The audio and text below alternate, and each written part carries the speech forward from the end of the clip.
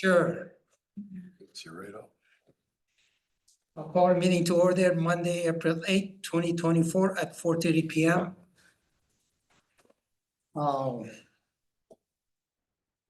So we don't have any guests today. Roll call, please. Sagami, Here. Hardinger, Hubbard, Here. Lopes Serrero is excused, Mumper. Here. Okay. No public comment. We have quorum, right? Correct, yep. 3 is all I need. We don't have any public comments, so we go to item 5. Approve of 3/11/24 Public Work and Utility Committee minutes. I'll make a motion to approve the minutes. Second. Discussion? All in favor signify by saying aye. Aye. Opposed? I have it. Item 6, approve March 2024 water and sewer permit.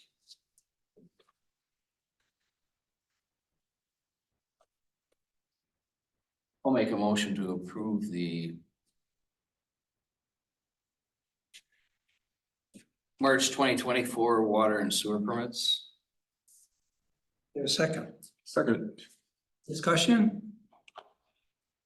All in favor signify by saying aye. Aye.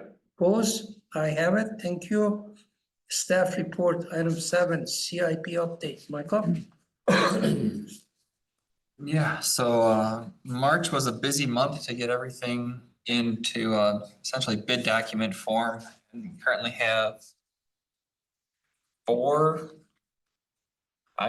projects out for bid. So the Weston Avenue X to Ryan Street's out for bid, and we're also got right-of-way work ongoing with that one. The Weston Ave, Alderson to Birch project should be going out to bid later this month. They'll probably have a early March or an early May bid opening. Right-of-way work is nearly complete for that. I think there's 1 parcel left in the village of Rothschild, otherwise that one is completely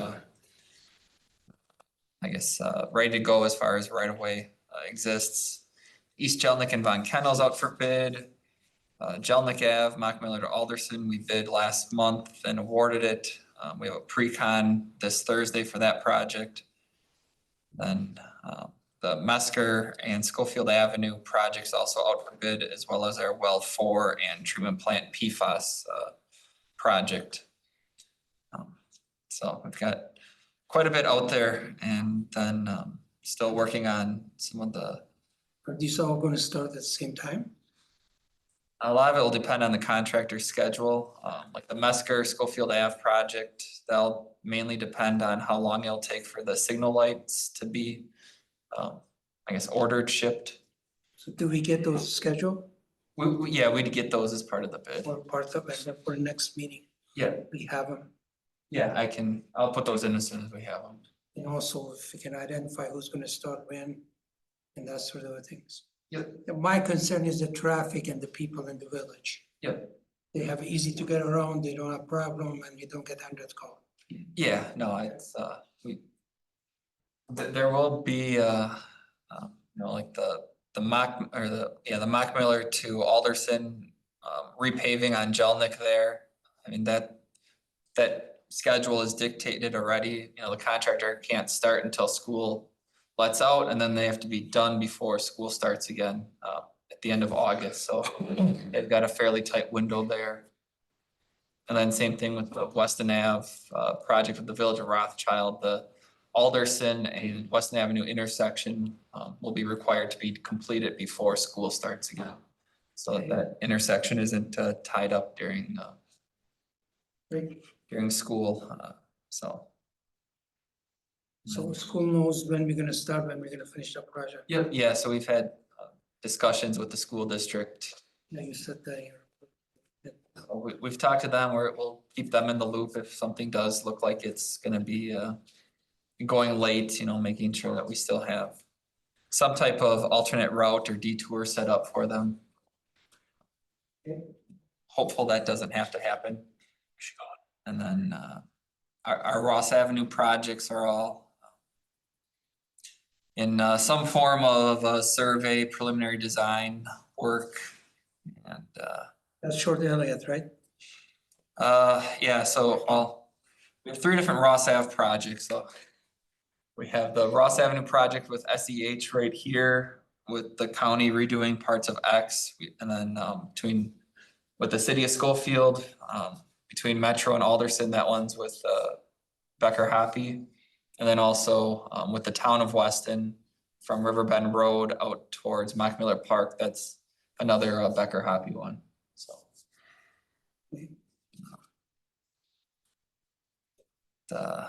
And then I did meet with the DOT to get permission to utilize the Highway 29 interchange by Business 51.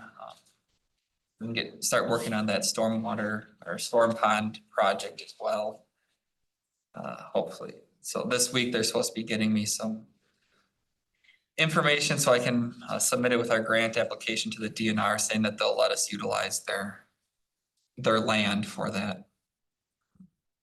So that project is what, 29 now? 28, 29 for Business 51, but the storm pond really is it's in the same location, but we don't need the DOT project to happen for the storm pond to get built. Sure.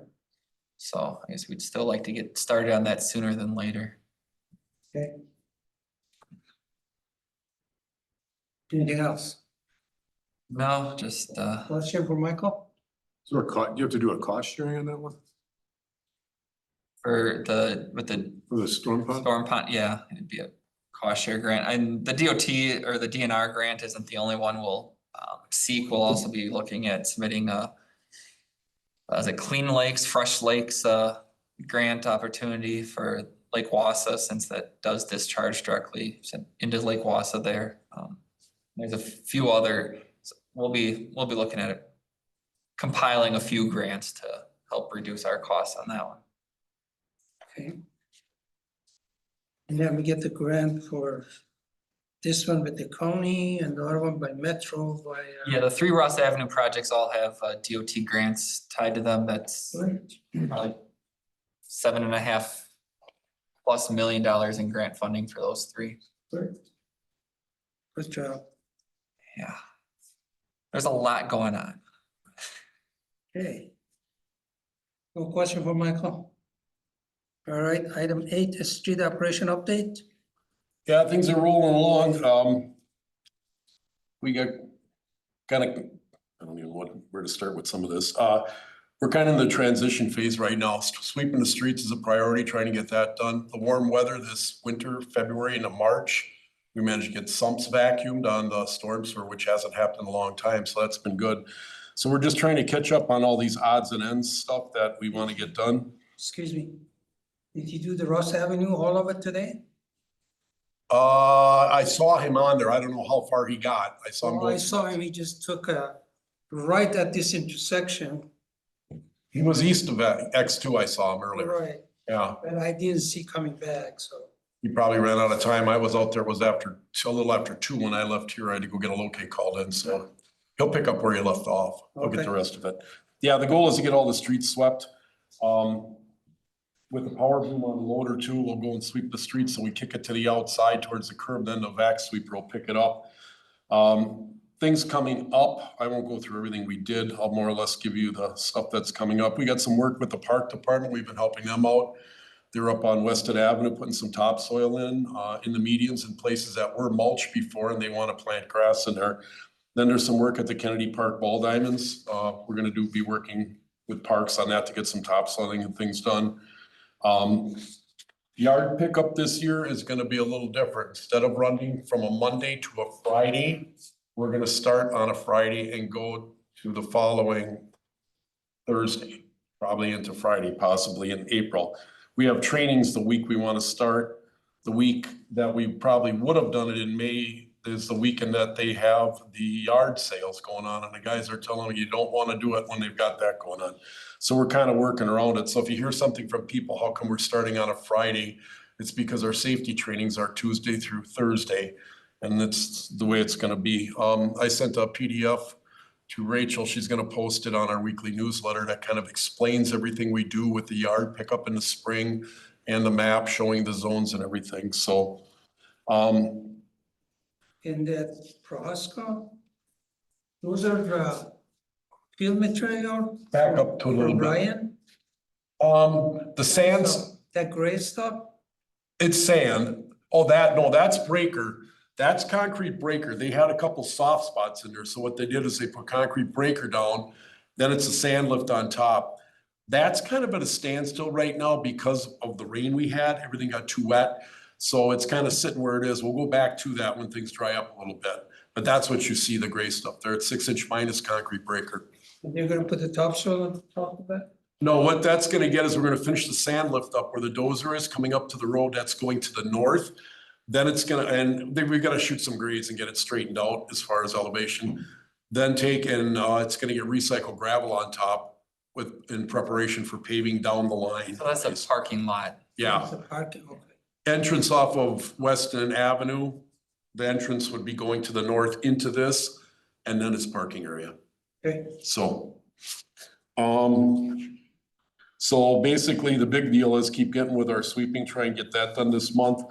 I included a map in here and with the packet, and it shows the storm sewer work.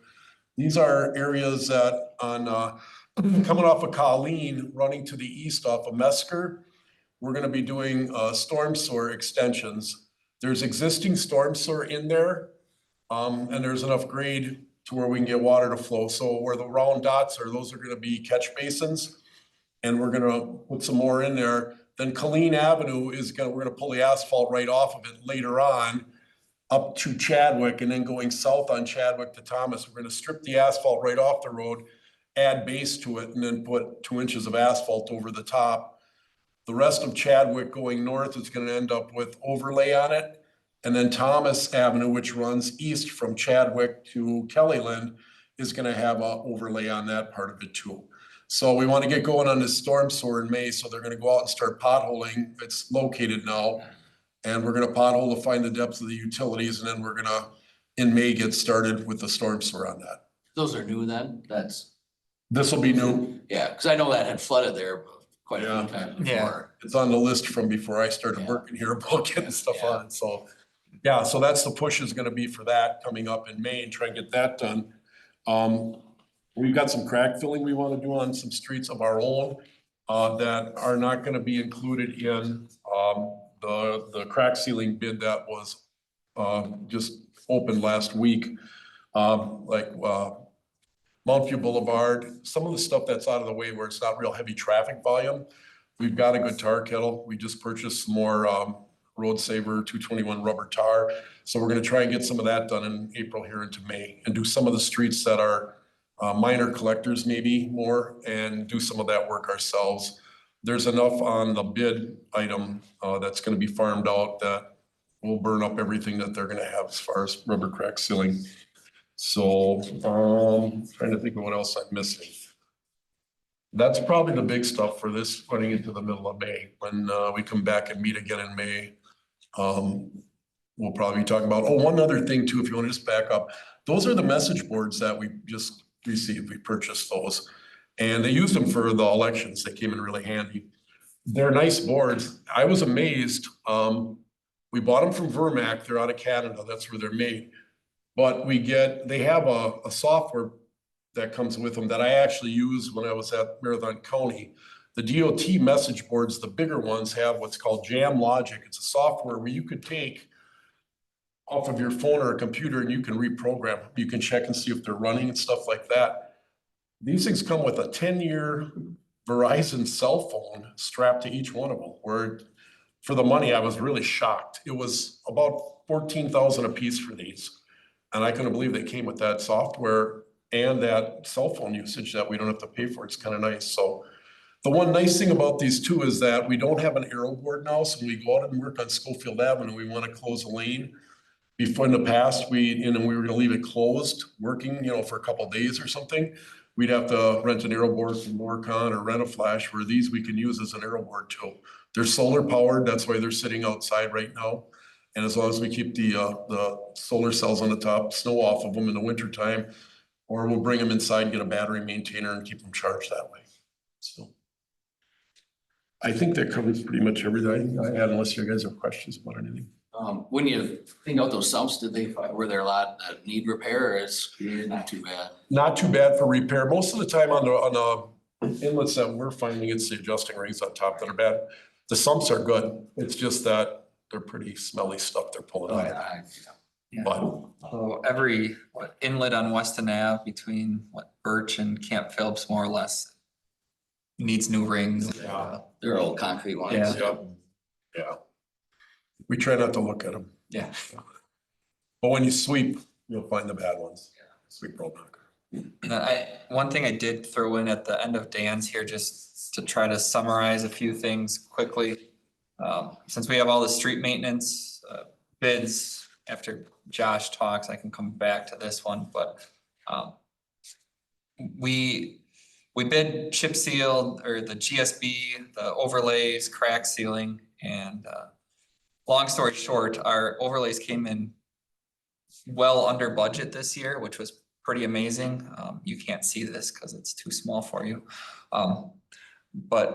So when we look at our whole surface maintenance budget in total, we're about 180,000 still under budget this year, which is primarily the overlays, which we'll get into with the bid opening. So one of the things we'll be looking at is the next kind of list of streets to add to this so that we utilize our full funding. What? How are you gonna add it? Change order? We'll change order for the That's next, 61% of the project. Your change order should be about 6 to 9%. yeah, well, we won't change order. We wouldn't do the whole amount. There's no real concrete work that we had planned for this year.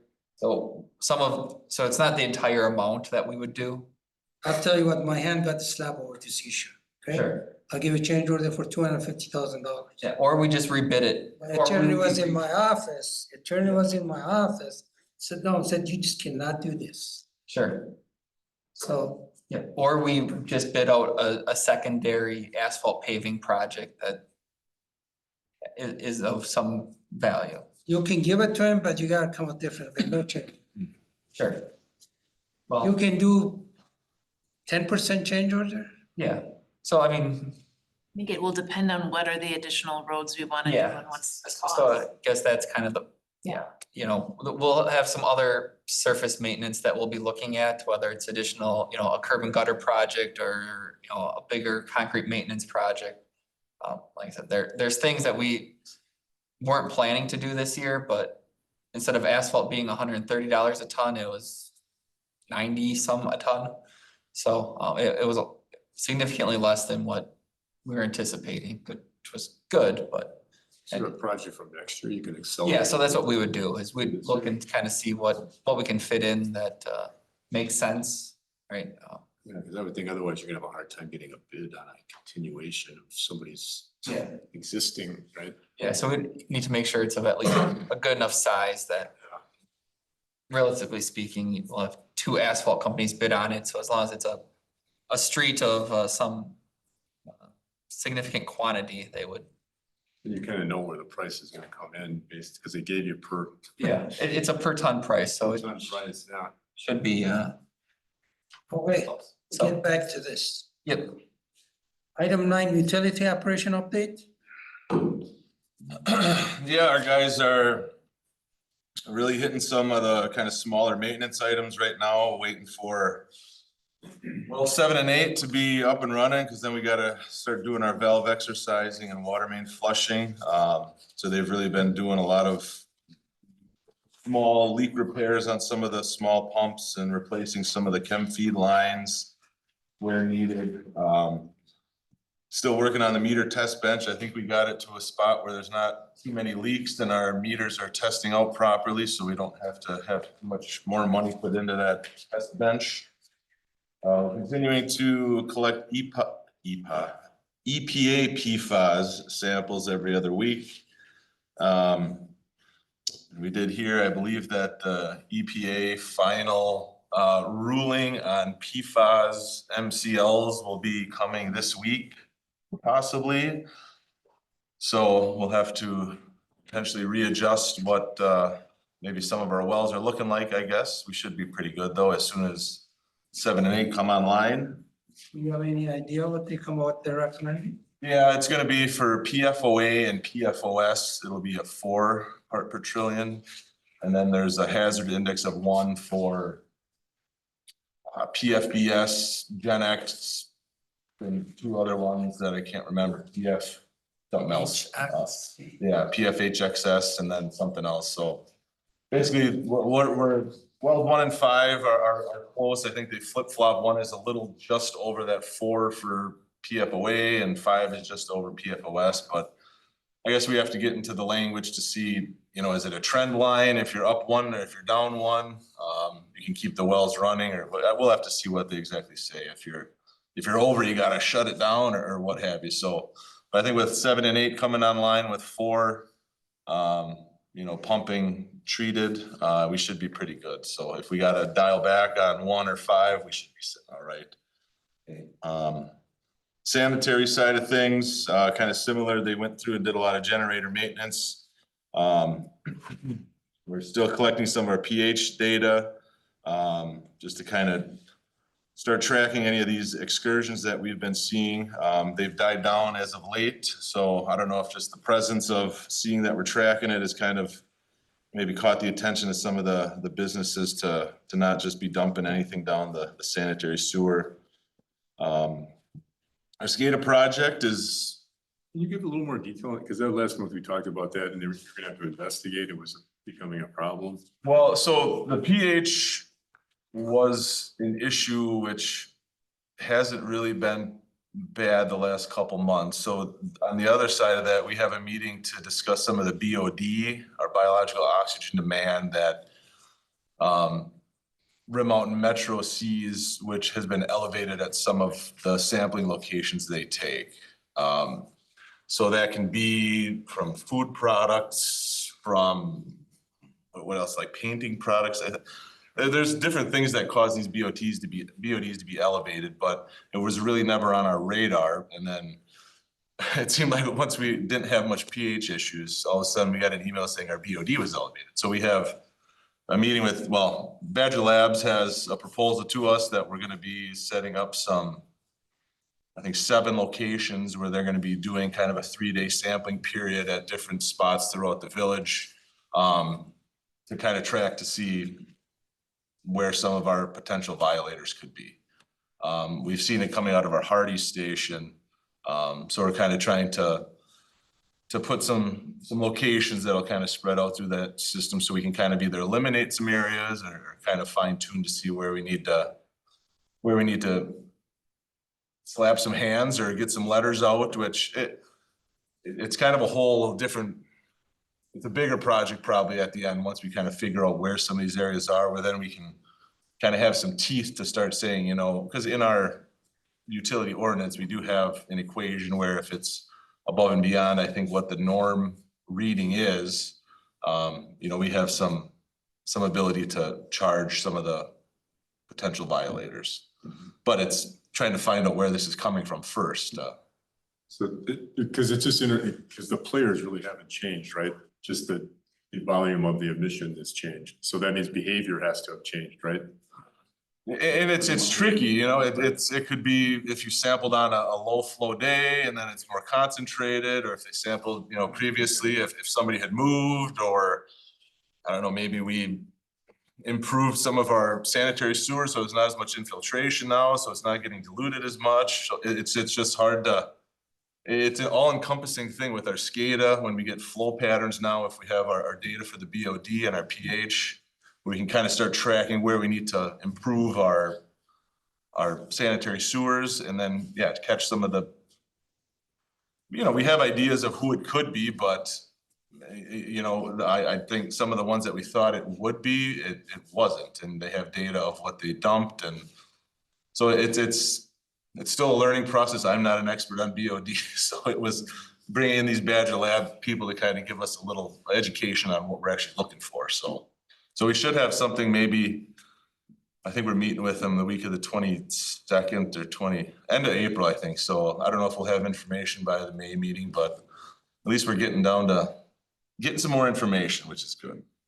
Yeah, and I guess part of this too is, one of the ways we get charged by Rim Mountain Metro is it's based on our flow, our BOD loadings, and then our suspended solid loadings.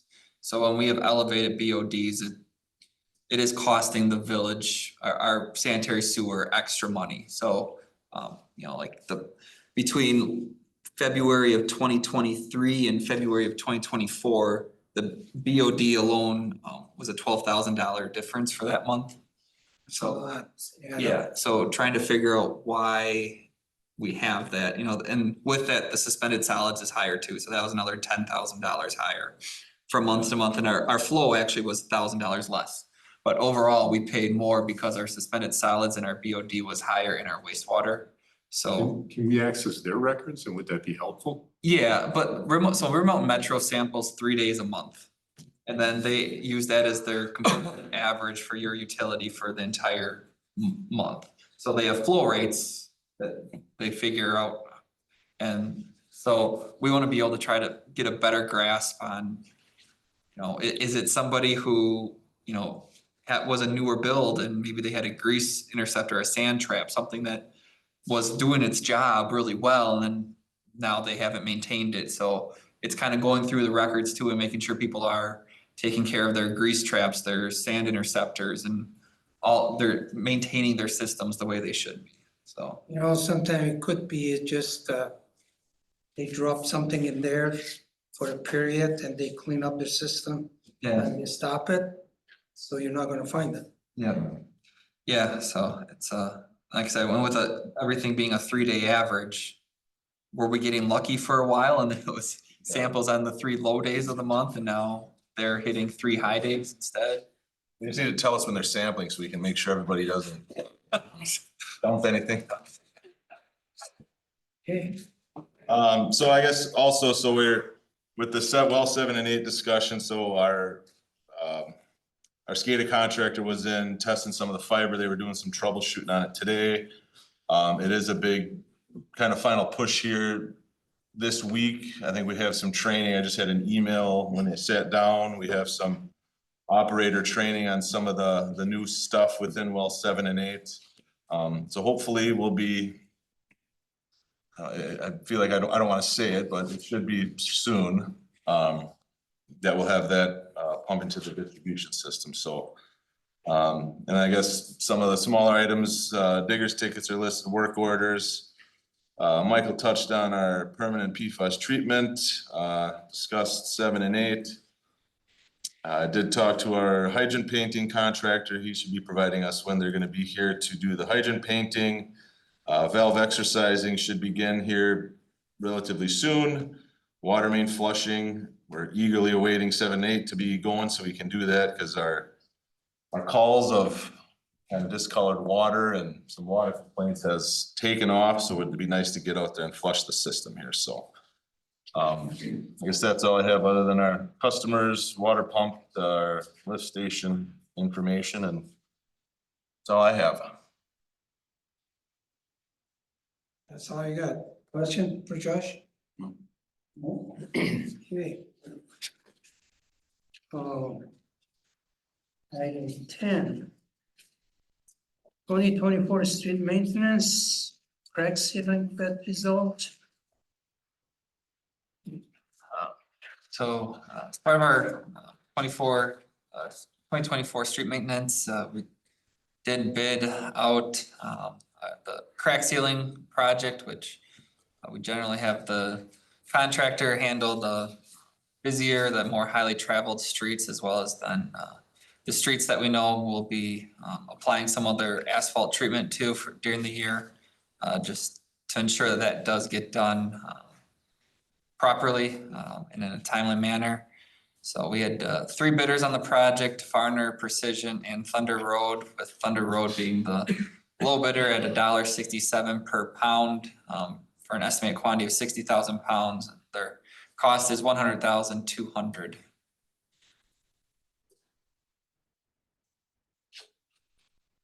Yeah. What's your recommendation? Yeah, so we'd recommend awarding it to Thunder Road for that price. He had the bid, I think 3 years ago, 2 years ago. Where are they out of? I've never. Delavan, I think it is, down south. Alright. Yeah. They have, I don't have a list with me, but the pre-quals, Yeah. yeah, they do quite a bit. They've done work for Remountain in the past. Yeah, efficient, good record keeping, I mean.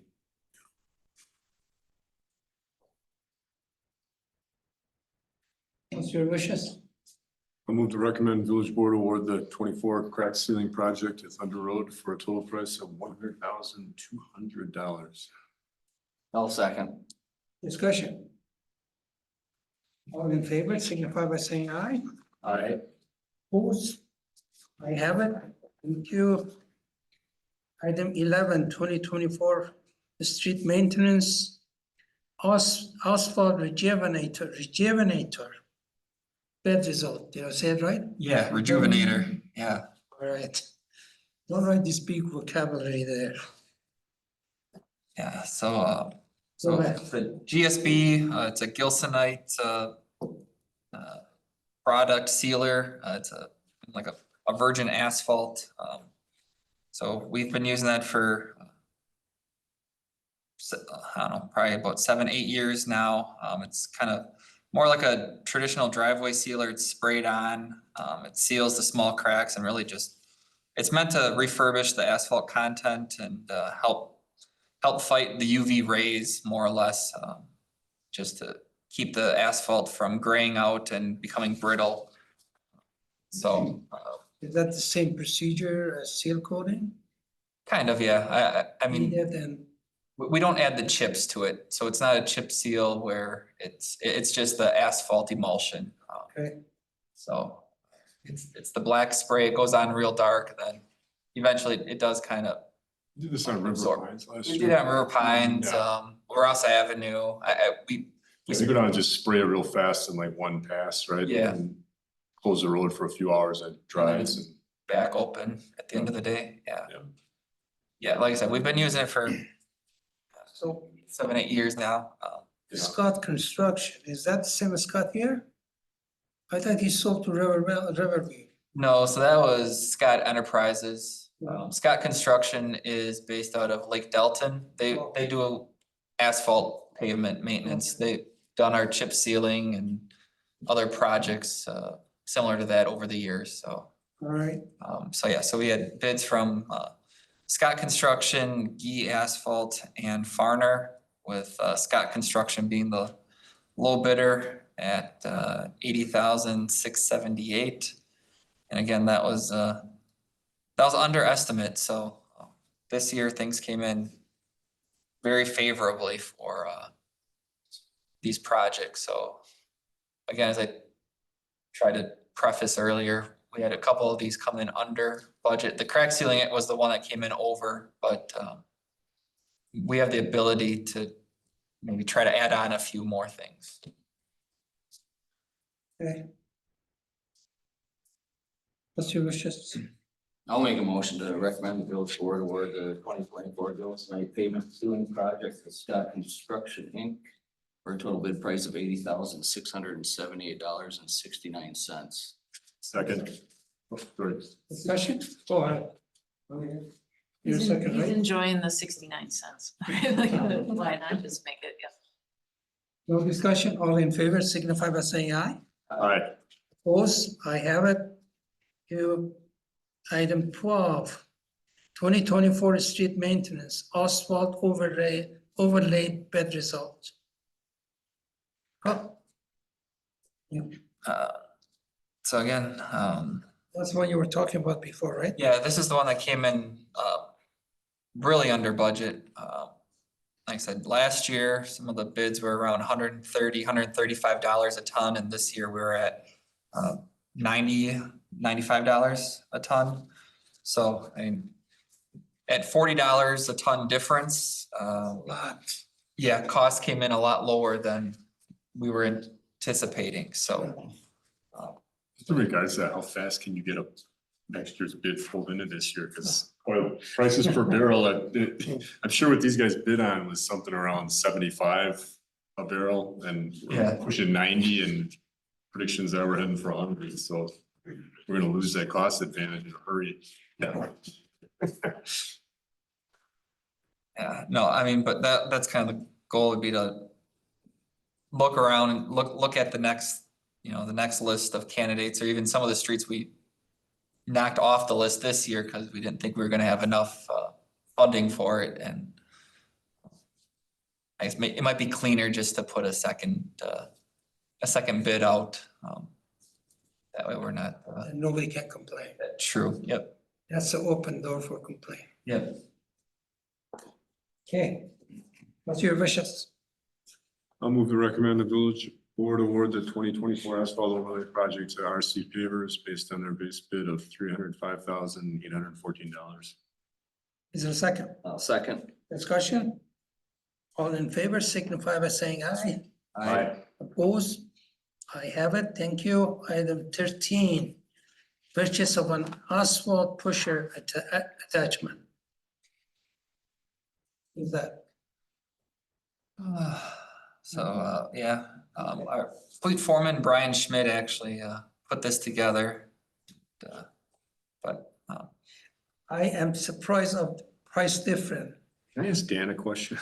yeah, Sure, go ahead. My question is this, why did Wausau buy from out of state for like 18,000. 18,000 instead of 12, like a third more? Those numbers, these are current numbers. They bought that actually when Rick bought it, I think, right the year I started, which was 17. I started with the city in April 7, 2017. Okay. Yeah, and that one they had purchased then. Since we have a good working relationship with the city of Wausau, we borrowed it last year and we had it a long time. They never came knocking, so I was getting a little nervous, but no, they let us use it. Pardon? No charge? No, we kind of have a working agreement. We help them, they help us kind of type of deal, and it works out really well. Same with Rothschild, and that, they let us use it, and we used it, the roads that were stripping with the asphalt where that came loose, that's what we used it for. And it worked out really nice. So rather than, I'm sure they would borrow it to us again. We let them use our mower tractor for a couple days because they don't have a boom mower. And that's what we horse traded on things. But it is really a slick unit. So they bought, and you'll see, if you go up in Wausau, you'll see where they milled out in places too, where the asphalt's bad. They'll use that to lay it back in and then roll it down. It works slick. And we've still got areas where the stripping occurred that we could wedge with something like that. We have no other good way of wedging asphalt. It's really a handy unit. And even on shouldering, if we've got some of the roads where we're not gonna take the shoulder machine out, we've got a 100-yard stretch we wanna go, we can take that and use it to lay the gravel out because it offsets. It's a good rig. And not to hammer this point, but a third of the price and you think it's the same quality? And I believe Rick paid like 10 grand for it. He's passed away now. He was a superintendent when he hired me. I believe that one cost them around 10 grand and 17. And I didn't look at this real close to see what the differences are, who actually makes it, second one. yeah, so I mean, Brian it's was not- it's proposing not we like get the there's more Bob. metal in the 18,000 and or stiffer, bigger. Obviously I can't tell from this package, but a third of a price difference always scares me right off the bat because what is the difference? Well, I don't know for sure. I'd have to ask Brian exactly what it was. He doesn't skimp usually on things. You know what I'm saying? I'll stand behind him as far as his checking things out. Even the message boards, when he purchased those, I really didn't have much say in them. And what we ended up with was what we were looking for, so. And then he says at the bottom, I spoke to Dustin Kramer, who is the superintendent now up at the city of Wausau. He was our lead mechanic when I was there, okay? And he said, there's a Cymex brand purchase from a company based out of Phoenix, Arizona. I contacted them and received the quote by email for 18,000. Again, more money for the same quality, and I prefer to do business locally. I gotta believe Brian checked it out. Does this take a lot of maintenance? No, not really, there's, Not very simple, but yeah, I mean, before we Brian order says, it, we could double check. yeah, I mean, he said there's a few moving parts to wear out, so it's minimal routine maintenance and, What it's got on it is hydraulic cylinders for the wings. Yeah. The back screed isn't hydraulic. You set the screed in the middle. So if you want to leave it a 1/2 inch high or 3/4 of an inch high, that's how it works. I don't believe the screed's not hydraulic. It's just the offset, the side shift, and then you can widen and narrow up the wings that are on it. The only difference might be too is I think these are manual settings for the angling of the wings. I can't tell off that picture. I remember he said something about it. But it was something that you didn't have to have the hydraulic setting for to bring the wings this way Looks or like that they way. have pins there, so. Yeah, and I think that's the That's the difference. pins, This yeah. one, you set them, big deal, you know, it'll still perform. So the Right. maximum is 12 feet? Oh, no, it's probably the width of the bucket. I'm guessing around 6. If it was manual versus automated, I mean, every time I think a forklift, I mean, if you want to add side shift, now you need another set of cylinders, that's money, you know, if you want your forks to spread, now it's another set of cylinders, that's more money. I could, if that's the difference, and this is manual and the other one was quoted on, then I could start to buy into, you know. I just, when I read this, I went, Yeah, normally normally if you're getting a third difference in price, there's a third of quality someplace, right? Or, you know, and we had theirs pretty much all last summer. yeah. So I know he talked with Forrest and Steve and the guys that ran it and said, will this work for you? So I gotta believe, and I remember he said something about the manual setting on it, and they said, we don't need that hydraulic. It's one more thing to worry about. And If there was manual versus hydraulic on that function, then okay, now I'm starting to get it. Especially for the size that you're using. I mean, you don't need, it's not that hard to just adjust it. And what's nice is we've got that Bobcat track skid steer. That thing will push. I mean, I used it in the parking lot for plowing snow last year. We made that 7 inches of snow with a 9-foot blade on it, and it's got plenty of power. I mean, it'll walk. It's just a handy rig. You can see what they're using it for. That's realistically what we used it for. Yeah, I understood the need. I was just questioning the cost difference because that's what worried me. But if you're comfortable that he's checked it out and it's, you know. So just, how much asphalt do you put in front of this each time? Well, You go in front of it with the hot box and you drop the center chute and Right, you know, you kind of, you spread it out like you would gravel, I guess, in front of a grader, and then it will just level it So out. put what, couple yard in there? Yeah, so our hot box is what, 4 tons it holds? yeah, last year we borrowed Rothschild's when we were doing this, their hot box, because they've got a 4-ton with a hydraulic dump on it. The county had one too, but theirs won't dump as high. What really would be sweet, we had one at the county, was a 8-ton hot box that we just put on a flat rack truck.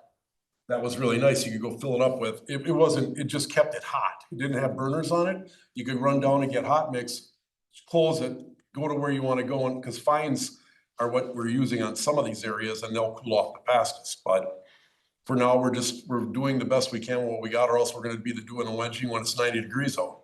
That way the stuff will stay hot in the truck, we'll tarp it and go from there, so. So for the 8-ton, how many times you fill this? Depends how far you're going, Hushain. I'm sorry? It depends how far you're going. Yeah. If you go down like on Mallard Court, if you go down there, you'll see some of the areas where we use that to wedge. It was like on the intersections where everything was stripped.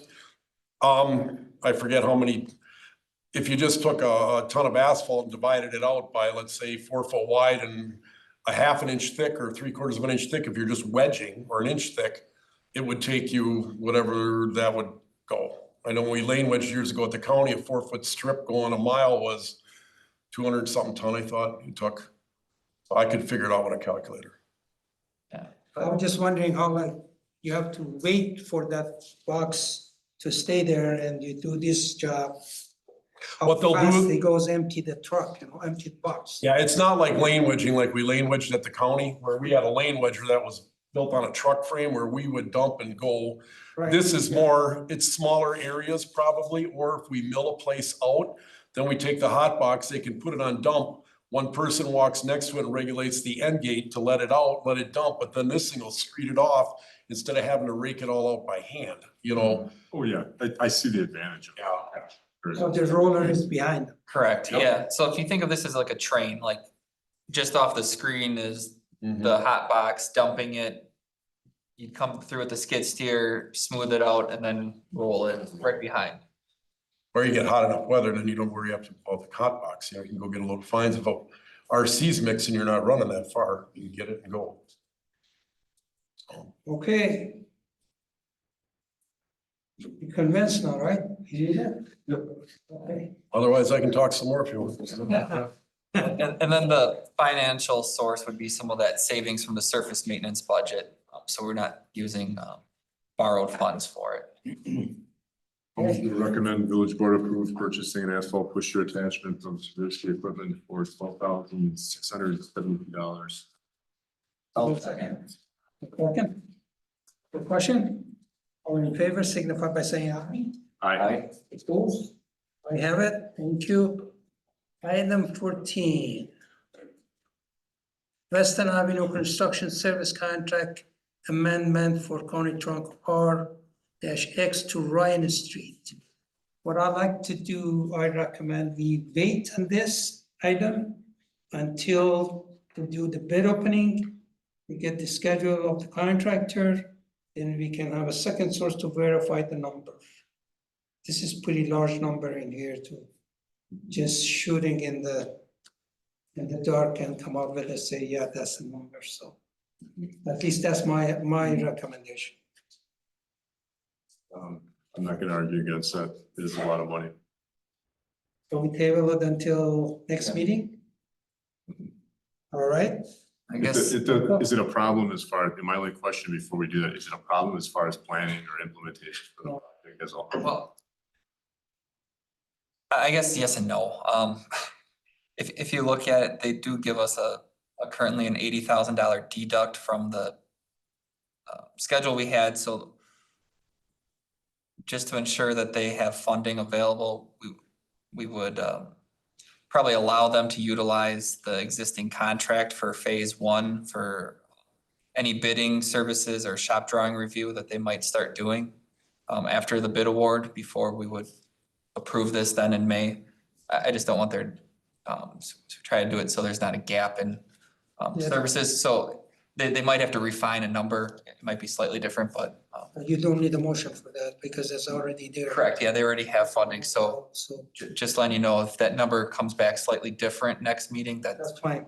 likely why. Kind of looking at what we'd be estimating for this project. I'm thinking we'll be right around $10 million, so maybe even slightly over. So, I mean, they are probably around 5% of construction costs, but 10 million, yeah. Mhm. yeah, Which makes sense, but again, it's a big number. yeah, and then that's over 2 years. Looking at how this will likely lay out. So So, the number he got here, 4,000 hours, that's in 2 years. correct. Actually, 16 hours over 2 years, 8 hours a day. Yeah. So. But still I question that 18 hours for project administration. Sure, and that might just be the $10 time. million project, 18 hours doesn't jive together. It might just be the time for their office staff to put together the Pay app and do a few of those. Okay, But I can, Need a motion to defer? still I would appreciate that. Yes, I think we should. I'll move to defer this item until next month. Second, I'll second. all discussion? All in favor, signify by saying aye. Aye. Opposed, I have it, thank you. Item 15, review of Fuller Street and Schofield Avenue intersection options. I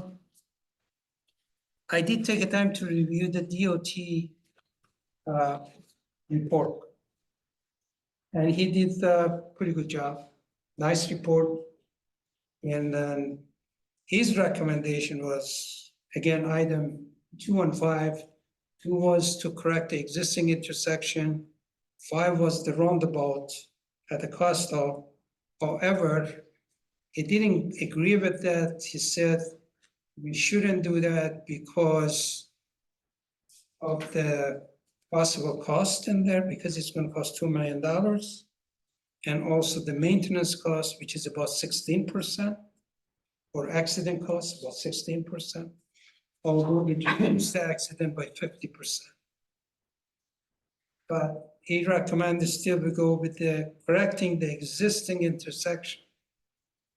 And against my better judgment, I agree with that.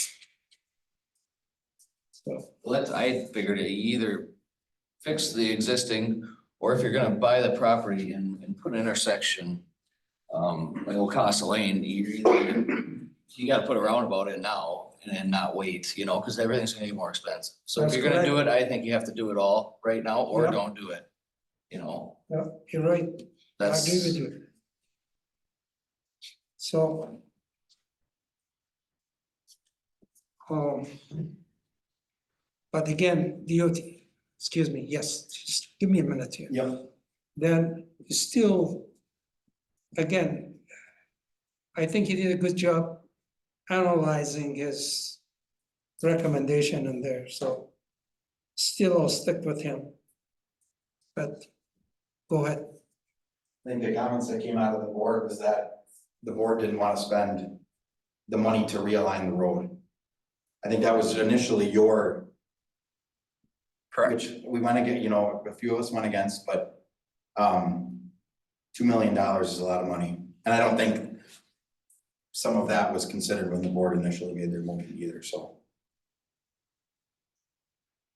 Yes, So the $2 million, unless I read that wrong, that was just the cost to construct the roundabout, correct? Not, everything, purchasing the property and roundabout and extending the road to it.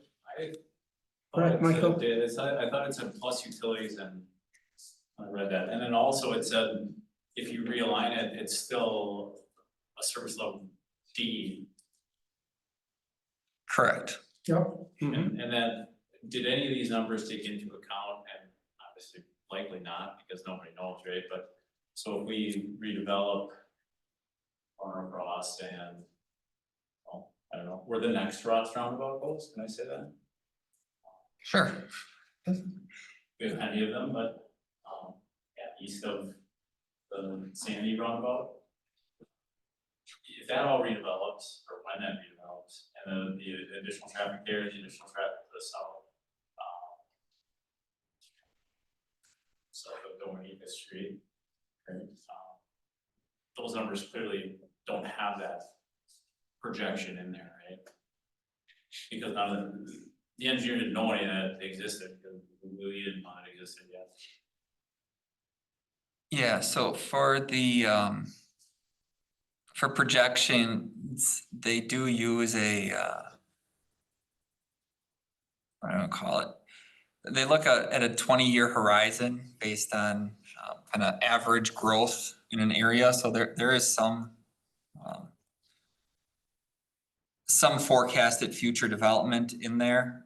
So this is what the no build or the existing geometric layout would be. I can figure out how to zoom in here. So this would be on Schofield Avenue. I mean, essentially for eastbound, westbound traffic, it's a level of service A. So then it's the level of service on Fuller Street or Old Costa that you'd be looking at.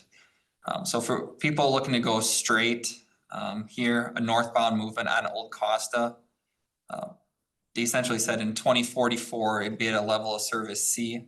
And this was during peak hour demand. So kind of that morning rush or the afternoon rush. So a level of service C in the DOT's eyes really isn't something that they would reconstruct an intersection for. They would say a C is okay. That's still functioning well enough for the general public. That was your estimate on 2044? And that's based on 2044.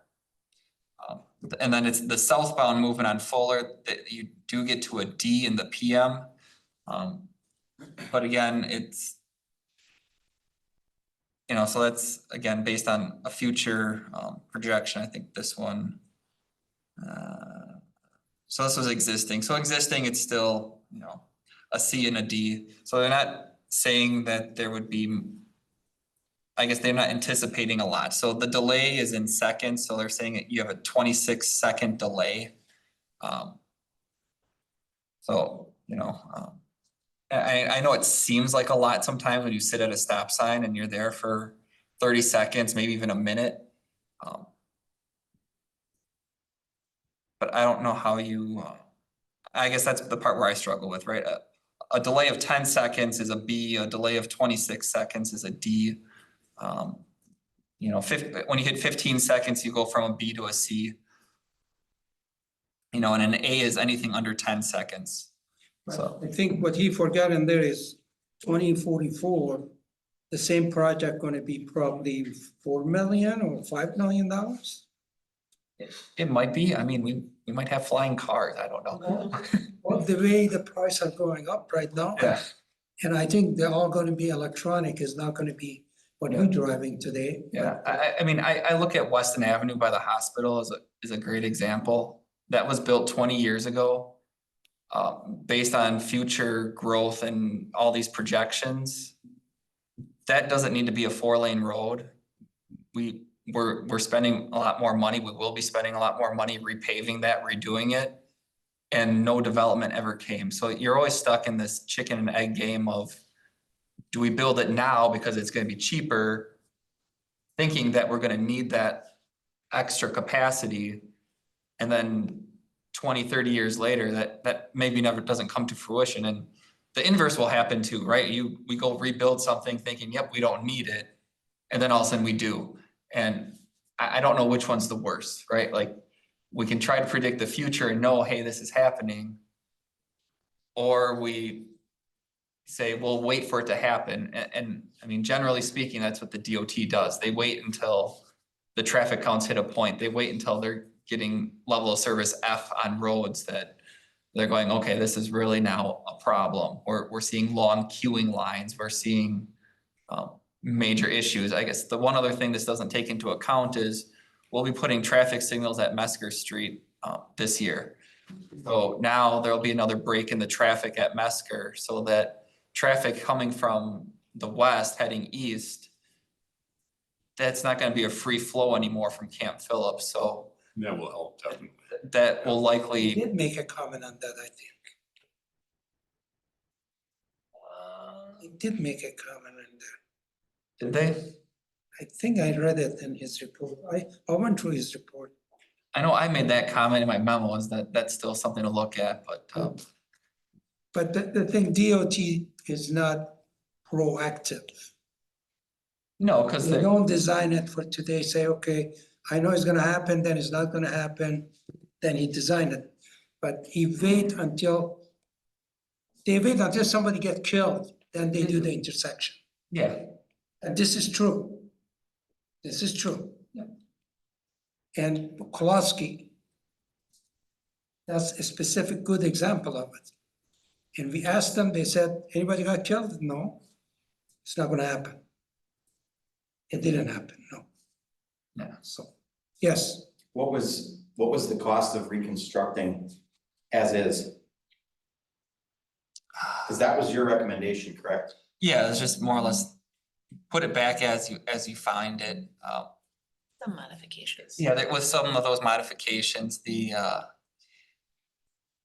I guess it's the incremental cost over and above, because if we realign the road, we still have construction to close off the existing intersection. So there's still removals, there's still, Schofield Ave is gonna have to be redone, because that's not gonna be a turn lane into a street anymore. So there's cost there to undo the intersection, I don't know if that's the right word, but close off the intersection. So, and then to remove it or redo it or shift it to the west there to Old Costa, so. I guess if you factor in cost, moving the intersection, you're still gonna probably have about a similar cost at Fuller Street no matter what. Because you're redoing that intersection, plus now you're doing stuff at Old Costa, which we wouldn't do if we left it where it is. And then, the discussion on our utilities comes into play, because if we don't abandon our utilities and relocate those, now we keep that easement through that property, so we can vacate the road, but it's not land that anybody can build over the top of, because we still have our water and sewer lines underneath it. So it does limit that landowner then on what they can do with their property. They could use it as a parking lot, they can still use it, I guess, kind of as their own personal private road, but it would take away any ability for them to, there'd still kind of be a road there as far as the landowner is concerned. What they can build. The other thing too is I sat back and think about this too, when you start talking 2044 in public safety, it may be illegal to drive by that. But just being honest, I mean, at some point, autonomous driving will become a reality and yeah, it's not today, it's partial, but 20 years from now, I mean, at some point in the future, I'm just envisioning a time when it'll be illegal to drive. You get in, your car does it and you're not allowed to do it unless it's an emergency, you know? And from a public safety standpoint, a lot of the traffic control, the intersection, it may become somewhat of a moot point because you're not going to have people colliding with each other. It's gonna all be, you know, set up so it virtually is impossible. I'm not saying that will happen in this timeline. I mean, I have no idea, but at some point, I think that will become a reality. Anyway, if we go with this folder correction, is he gonna put the sidewalk on the folder? Yeah, so the redesign does have, I guess the thought is from Schofield Ave up to Kellyland, Rogan. Rogan's where the park is. That would probably be a multi-use path on that southern stretch as you go past advanced disposal or waste management, whatever they're called these days. And then from that point north through more of the residential section of Fuller Street, we'd have that be a traditional sidewalk on both sides of the road. So you gotta bring it connected to that crosswalk. Yeah, so, and that's just an idea, you know, with the mouse is on the wrong screen here. With the turn lane here, you know, we wouldn't want to have the crosswalk here, so yeah, we look at putting a crosswalk on that east side of the intersection there. Well, plus you don't have to deal with the parking lot either at Arrow. You leave everything on the east side, then there's nothing other than that tower they put in and then the mobile park. Yeah. Is that crosswalk with the light? Yeah, so we'd probably put in something like that, like a flashing, Rapid flashing beacons. beacon, yep.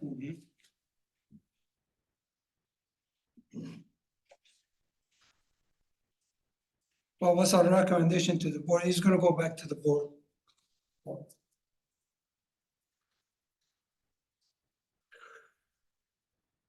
I'll move to approve moving forward with alternative 2, then creating a 90-degree angle for left turns for the Fuller Street and Schofield Avenue intersection. In a second, I'll second that. a discussion?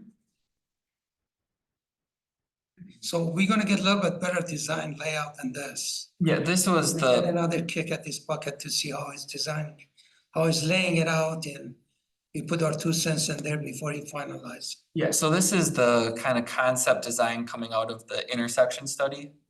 Because they haven't finalized, they did the first half earlier, correct? Yeah, so the final design will come through Becker Hoppy when we finally tell them, yes, this is what we want to do. And then we'll get a true detailed final design on it, but This kind of started at Ross and Fuller and are proceeding, right? yeah, so I mean, they've kind of held off from the Mountain Bay Trail south until we get this part figured out.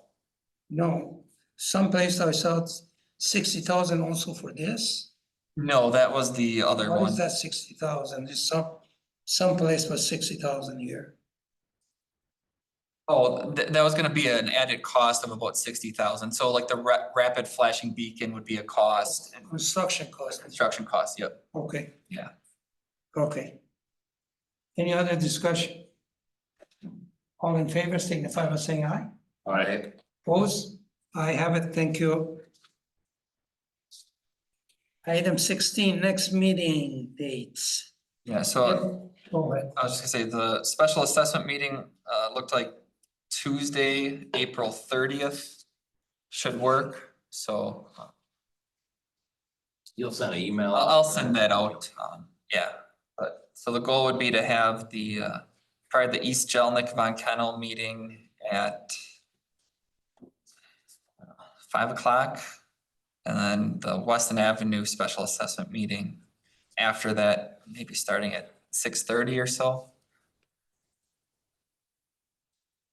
I don't know, That would be on the 13th, that would be on April 30th. April 30th. Yeah. 5 o'clock for County County Shell. Yeah. Okay. Those will be held here then. Yeah, we'll have those here, correct. Okay. Yeah, so based on the doodle poll results, that seemed to be the day that worked. The Monday, May 13, 2024 at 4:30 PM, that's a regular meeting. Item 17, topic for future meeting. Yes.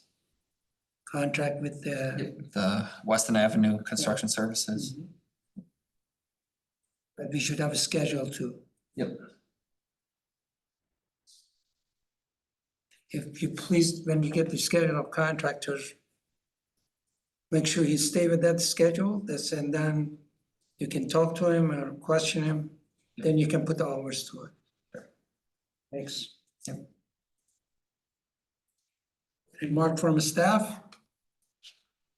Rush, Nothing here. Michael? We can go that way if you want. Oh, I'll just fill in the gap if they don't say anything, but Okay, go for it. I'll just, Josh, did you want to talk about something? No.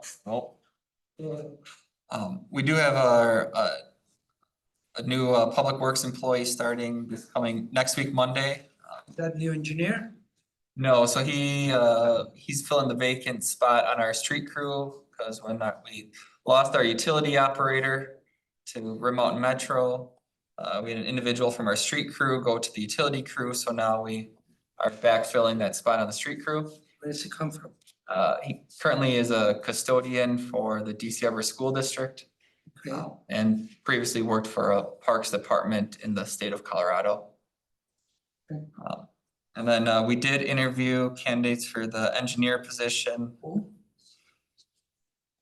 I'll Oh, you can't tell I'll that. say candidates.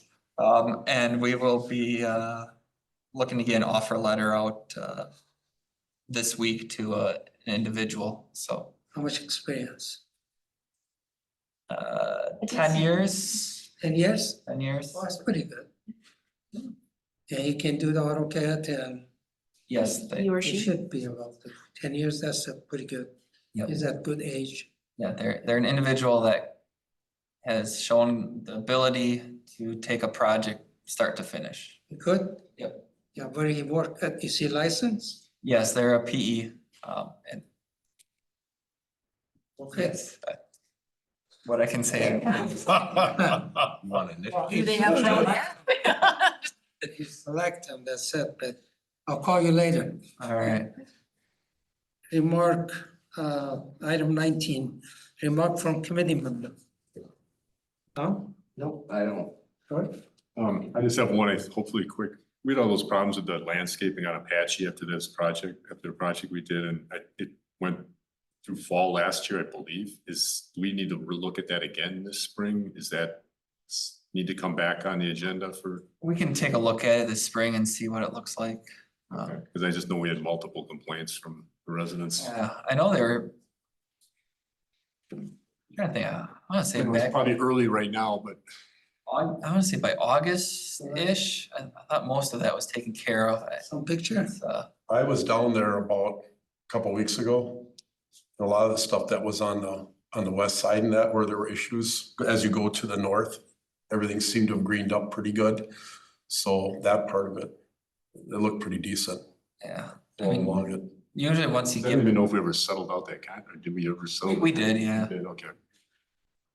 It dragged on quite a bit there.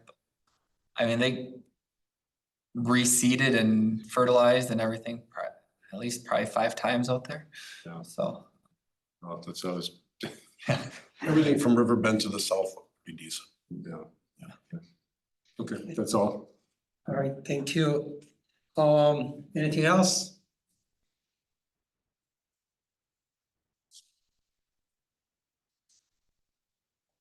She's not on the agenda. Not sure why.